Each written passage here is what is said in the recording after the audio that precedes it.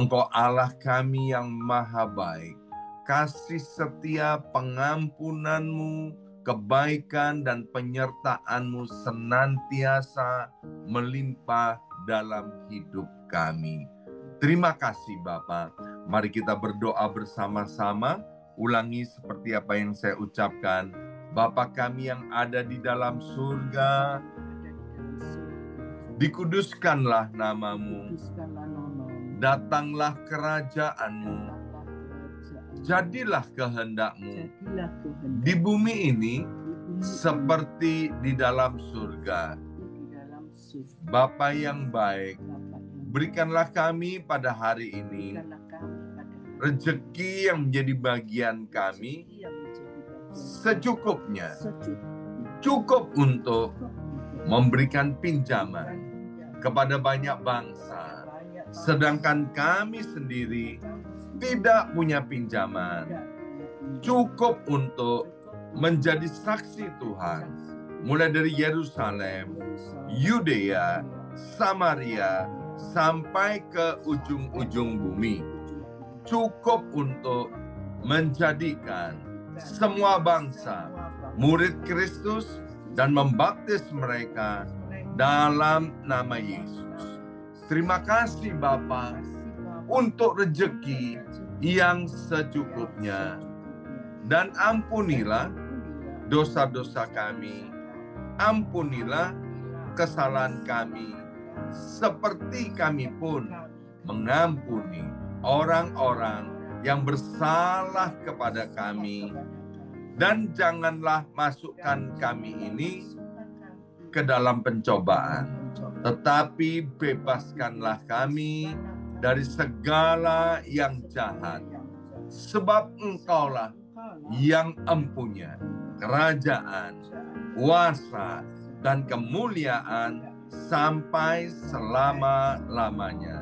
Dalam nama Tuhan Yesus, kami sudah berdoa. Haleluya, haleluya.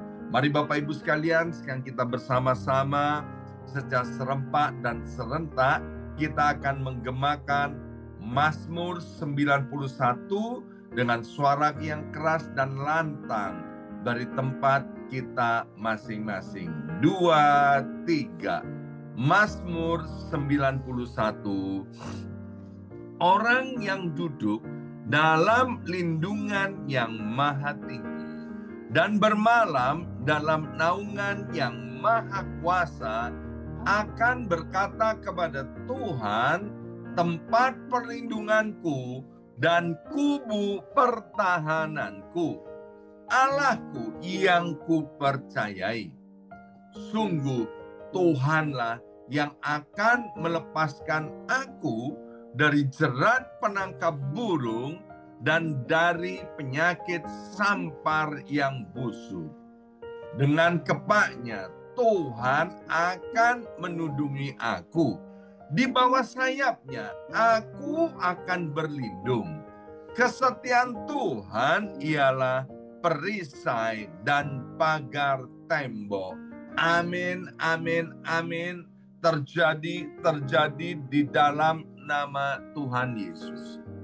Aku tak usah takut terhadap kedahsyatan malam, terhadap panah yang terbang di waktu siang, terhadap penyakit sampar yang berjalan di dalam gelap, terhadap penyakit menular yang mengamuk di waktu petang.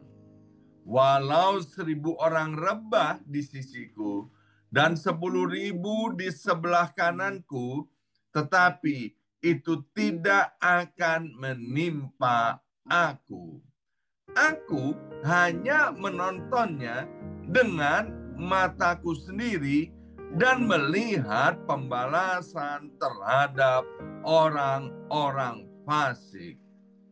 Sebab Tuhan ialah tempat perlindunganku, yang maha tinggi telah kubuat tempat perteduhanku. Amin, amin, amin.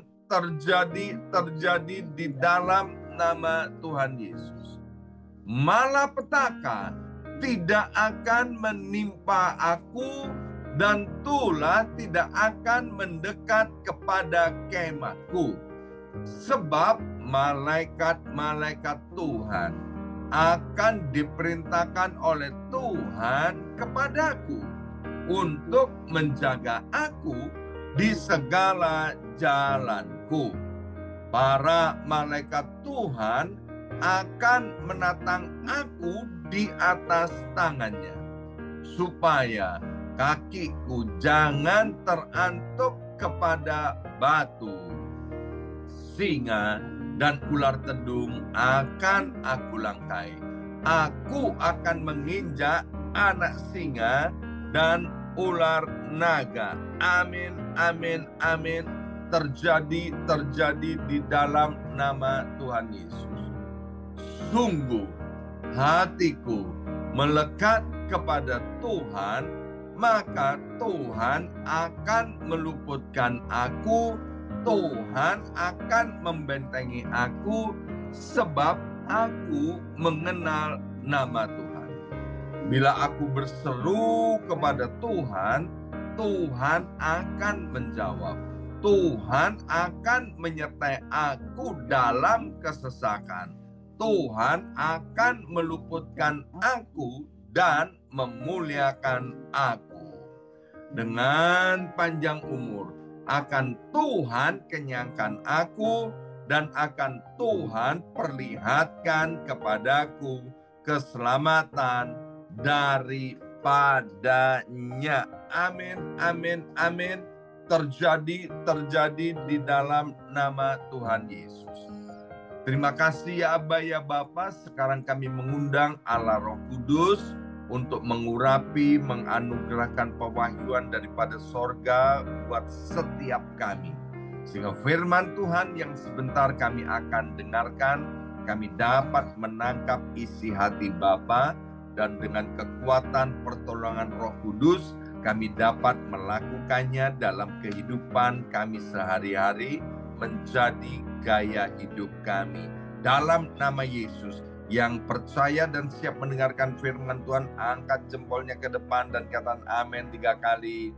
Amin, amin, amin. Salam revival, salam kebangkitan. Semangat pagi, semuanya semangat pagi. Apa kabarnya Bapak Ibu sekalian?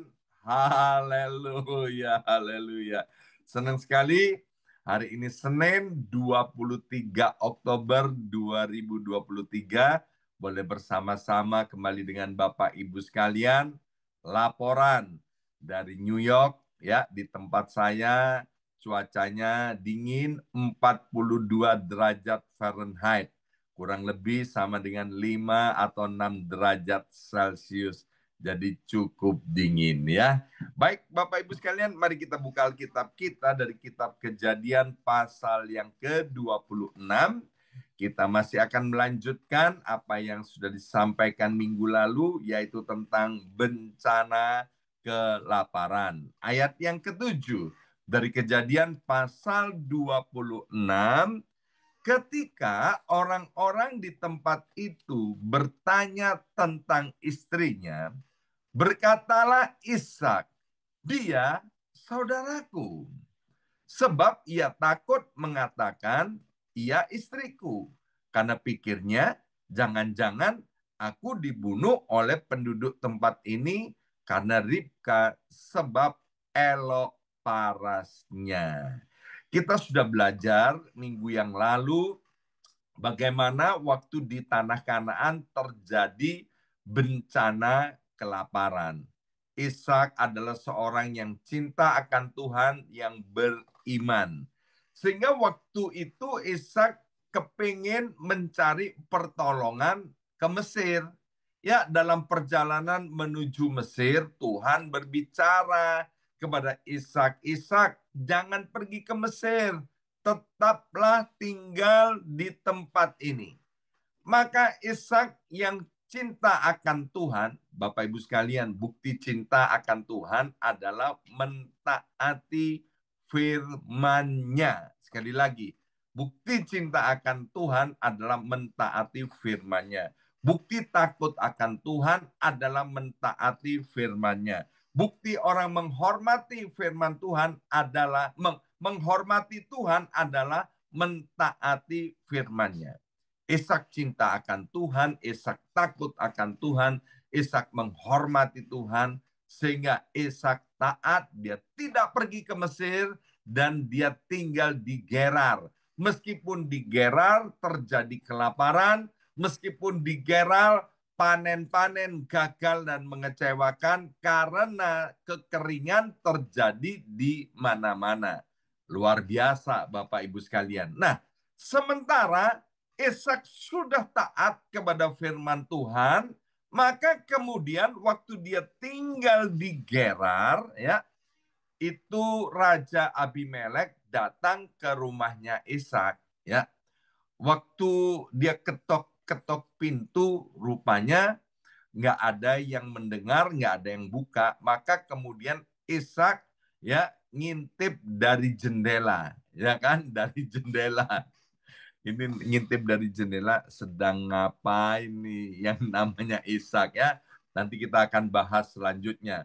Tetapi sebelum Abimelek itu datang, ya, Ishak udah bilang sama Ribka istrinya, Ribka, nanti ya kalau ada orang tanya tentang kamu, ya, maka jangan bilang kamu istriku, tapi kamu itu saudaraku, ya. Mengapa Ishak melakukan hal itu, Bapak Ibu sekalian, ya? Wong istrinya tapi disuruh ngaku sebagai saudaranya.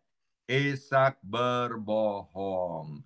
Ishak berdusta, ya. Padahal ayat sebelumnya Ishak taat kepada Tuhan, dan kemudian sekarang berbohong, berdosa. Gampang banget Bapak Ibu sekalian, ya. Di satu sisi taat kepada firman Tuhan, dan kemudian di satu sisi dia gagal mentaati firman Tuhan. Alkitab bilang berdusta itu dosa. Berdusta, bapak daripada segala pendusta itu adalah setan. Itu adalah iblis, ya. Dalam segala situasi keadaan, Bapak Ibu sekalian, kita tetap harus berpegang kepada firman Tuhan. Tapi luar biasa, Alkitab berkata dengan jujur. Bapak segala orang beriman yang namanya Abraham juga pernah melakukan kesalahan yang sama yang dilakukan oleh Ishak anaknya ini. Jadi rupa-rupanya Ishak ini meniru apa yang dilakukan oleh bapaknya. Saya seringkali berkata begini, action speak louder than word, ya. Apa yang dikerjakan itu berbicara lebih kencang daripada yang diucapkan. Anak-anak, anak-anak di dalam rumah kita, dia nggak mendengarkan apa yang kita katakan, tapi dia meniru apa yang kita katakan. Sekali lagi, anak-anak di rumah kita, dia nggak suka dan dia nggak mau mendengarkan apa yang kita katakan, tapi dia lebih suka untuk meniru apa yang kita perbuat atau apa yang kita kerjakan. Anak-anak itu, Bapak Ibu sekalian, seringkali memang matanya tidak melototin kita, tapi jangan dipikir dia nggak tahu apa yang kita ucapkan, apa yang kita kerjakan, apa yang kita lakukan, ya. Jadi kemudian Ishak berbuat dosa persis sama dengan apa yang dikerjakan oleh bapaknya itu, Bapak Ibu sekalian, ya. Pelajaran yang kita dapat itu begini, Bapak Ibu sekalian, bahwa yang namanya orang benar, orang yang cinta Tuhan, orang yang hormat akan Tuhan, orang yang takut akan Tuhan, itu kan selama berada di atas muka bumi ini kan belum sempurna. Kita semua ini sedang menuju kepada kesempurnaan agar kita nanti menjadi serupa dengan Kristus. Dalam kitab Perjanjian Baru, Yesus berkata, jadilah kamu ini sempurna seperti Bapakmu yang ada di dalam sorga adalah sempurna, ya. Nah, dalam perjalanan kita menjadi serupa dengan Kristus, menjadi hidup yang penuh dengan kesempurnaan itu, ada kemungkinan kita gagal. Sehingga Alkitab bilang 7 kali orang benar itu gagal, ia akan bangkit kembali. Yang namanya dusta, saya mau katakan kepada Bapak Ibu sekalian, yang namanya dusta itu adalah dosa. Nggak peduli dosa kecil atau dosa besar, ya. Yang namanya dosa nggak ada ukurannya. Nggak ada dosa bohong apa? Bohong hitam, bohong putih, atau bohong abu-abu. Yang namanya dosa tidak dikasih warna. Yang namanya dosa adalah dosa, dan upah dosa itu adalah maut. Sepandai-pandainya tupai melompat, dia akan jatuh juga. Sepandai-pandainya orang menutupi dosanya, percayalah satu saat dosa itu akan ketahuan juga. Maka itu Bapak Ibu sekalian, sebelum ketahuan, ketika Tuhan masih memberi kesempatan, belum membuka dosa kita, seperti kata kitab Lukas, nanti akan diteriakkan dari atap-atap rumah, maka baiklah kita yang masih menyimpan dosa dan bertekun di dalam dosa, apapun nama dosa itu, ayo segera tinggalkan dosa itu, bertobat, datang kepada Tuhan, dan pasti Tuhan pulihkan. Di sini dijelaskan mengapa sampai Ishak itu berbohong tentang perempuan yang ada di sampingnya. Dia tidak mau mengatakan bahwa itu adalah istrinya. Karena di sini dikatakan Ishak takut, ya. Takut. Ketakutan itu Bapak Ibu sekalian, itu akan sangat mengintimidasi kita. Kalau soal kelaparan, Ishak nggak takut. Tapi soal ini, soal istrinya, ya kan, dia takut dia sendiri dibunuh, Bapak Ibu sekalian. Ya, kita mungkin nggak takut akan satu hal, tapi takut akan hal yang lain. Nggak apa-apa, Bapak Ibu sekalian, tapi jangan hidup di dalam ketakutan terus-menerus. Kalau kita kemudian hidup di dalam ketakutan terus-menerus, maka itu akan mengintimidasi kita dan akan membawa kita kepada dosa. Maka itu waktu dalam ketakutan, segeralah datang kepada Tuhan. Kita ini, Bapak Ibu sekalian, adalah umat pilihan Tuhan. Kemarin saya sudah sampaikan, ya, di ibadah hari Minggu, kita ini dicintai Tuhan, dikasihi oleh Tuhan, disayangi oleh Tuhan. Maka itu jangan sampai kita hidup di dalam ketakutan yang terus-menerus. Nanti akibatnya akan membuat kita jatuh di dalam dosa. Pelajaran yang kita dapat begini, Bapak Ibu sekalian, ya. Orang tua kita, orang di sekitar kita itu bisa jatuh di dalam dosa. Tapi jangan mereka dihakimi, ya. Sebab ketika kita menghakimi orang yang sedang jatuh di dalam dosa, maka kemudian itu kalau kita tidak segera mendoakan dan mengampuni orang yang jatuh dalam dosa, maka itu nanti sadar atau tidak sadar karena kita simpan kesalahan orang lain itu, kita kemudian akan melakukan dosa yang sama, ya. Jadi dalam hal ini dari Kejadian pasal 26 ayat yang ke-7, bahwa yang namanya berdusta itu tidak dibenarkan oleh Alkitab. Apapun alasannya, ya. Jadi hari ini kalau ada di antara kita yang masih suka untuk berdusta segera bertobat, ya. Mari kita lanjutkan ayat yang ke-8. Setelah beberapa lama, Kejadian 26 ayat 8, setelah beberapa lama ia ada di sana, pada suatu kali menjenguklah Abimelek, raja orang Filistin itu dari jendela, maka dilihatnya Ishak sedang bercumbu-cumbuan dengan Ribka istrinya, ya. Jadi kemudian setelah sekian lama Raja Abimelek, ini waktu Ishak sebelum tinggal di tanah Gerar, dia kan kulonwon. Dia permisi, dia minta izin kepada Raja Abimelek untuk dia tinggal di Gerar. Maka kemudian satu saat Raja Abimelek datang ke tempat tinggalnya Ishak untuk bersilaturahmi.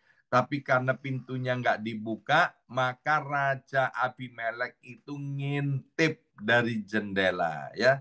Anak muda bilang gini, kepo Bapak Ibu sekalian, ya kan. Ini kok nggak dibuka-buka nih pintu, lagi ngapain ini Ishak. Alangkah kagetnya itu Abimelek itu, ya kan. Ketika melihat Ishak yang umurnya 60 tahun. Umurnya berapa Bapak Ibu sekalian? 60 tahun. 60 tahun tuh muda atau muda? Ya masih muda, ya kan? 60 tahun masih muda. Ya, Ishak sedang bercumbu-cumbuan, ya. Bercumbu-cumbuan artinya sedang saling merayu dengan istrinya sambil meraba-raba, kata Alkitab terjemahan yang lainnya, Bapak Ibu sekalian. Dan itu hanya boleh dilakukan oleh pasangan suami istri yang sah. Dilarang keras dilakukan oleh orang yang sedang pacaran atau apalagi orang yang belum menikah, ya. Dan Abimelek kaget, ternyata perempuan ini bukan saudaranya, tapi perempuan ini adalah istri daripada Ishak, ya kan? Nah, pelajaran yang kedua, kita sudah tahu bagaimana kemudian Ishak ada di Gerar ini, dia diberkati oleh Tuhan. Karena Ishak itu mencintai istrinya. Amin. Bapak Ibu sekalian, berapa lama pun kita sudah menikah, maka kita harus tetap cinta kepada pasangan hidup yang Tuhan sudah berikan kepada kita.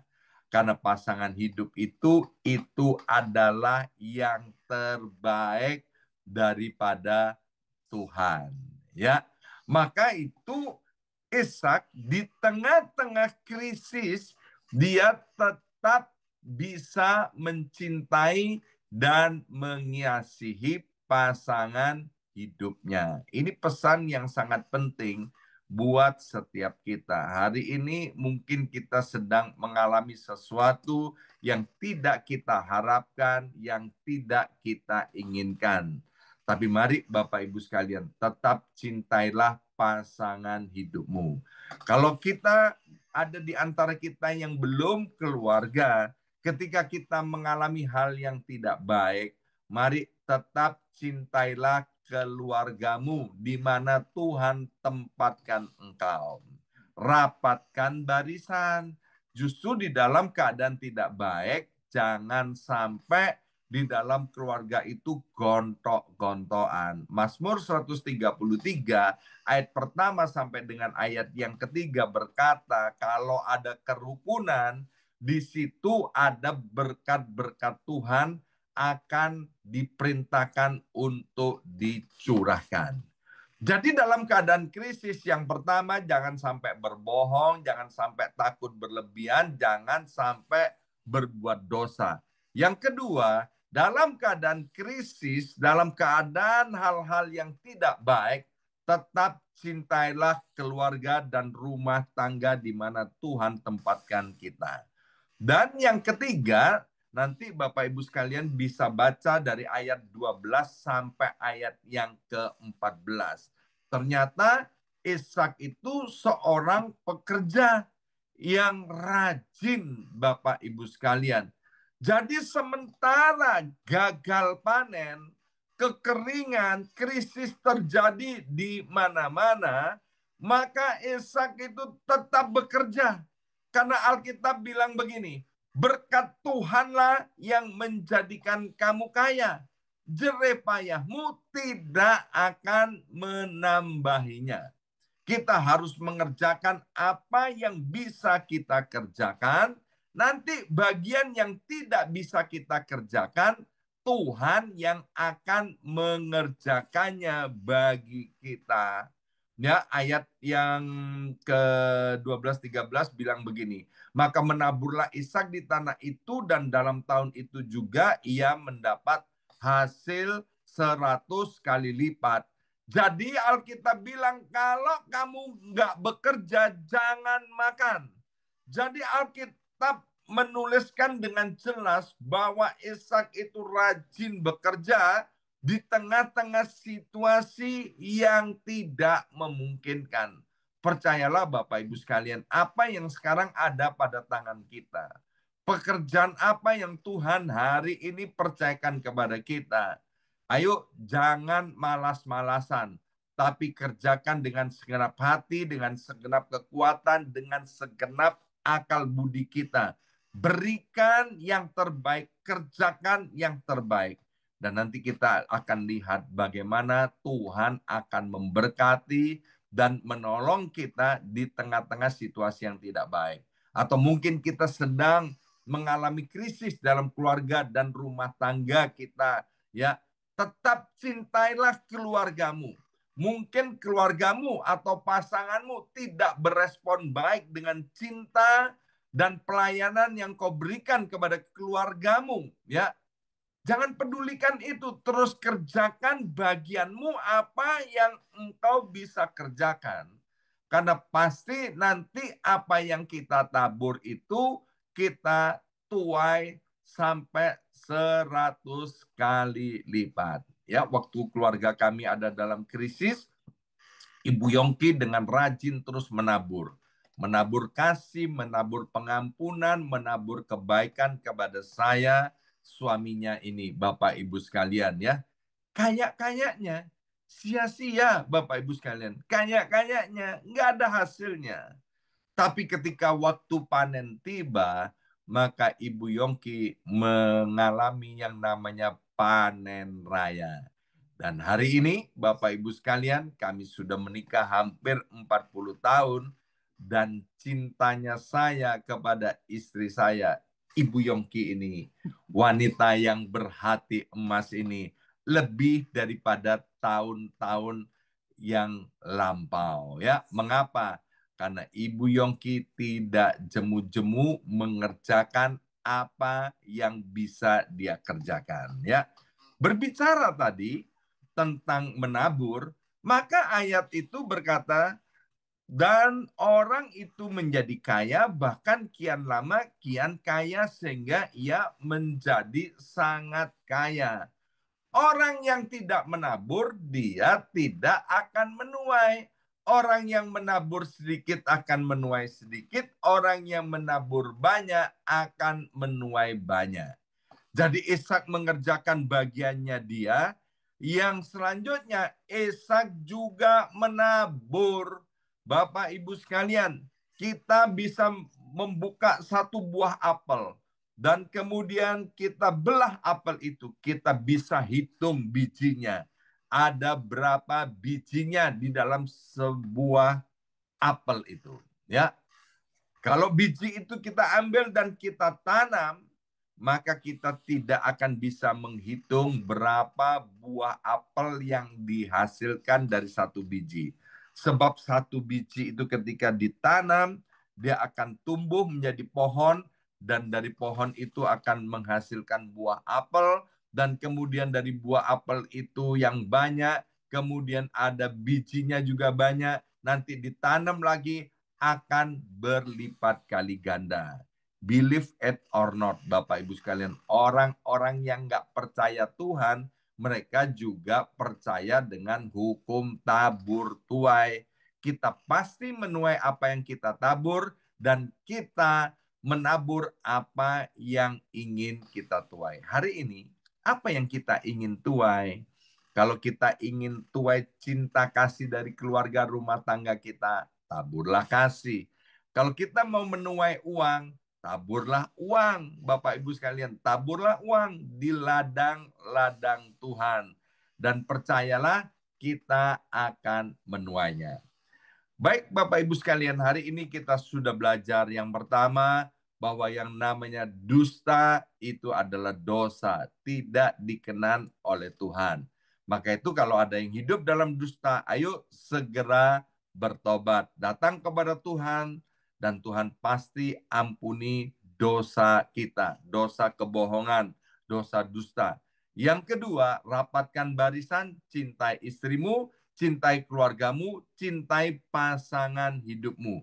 Yang ketiga, kita harus tetap semangat bekerja dengan rajin. Apa yang bisa kita kerjakan harus kita yang mengerjakannya. Nanti yang tidak bisa kita kerjakan, Tuhan yang akan mengerjakan bagi kita. Dan yang selanjutnya, jangan lupa untuk kita selalu menabur, menabur, menabur.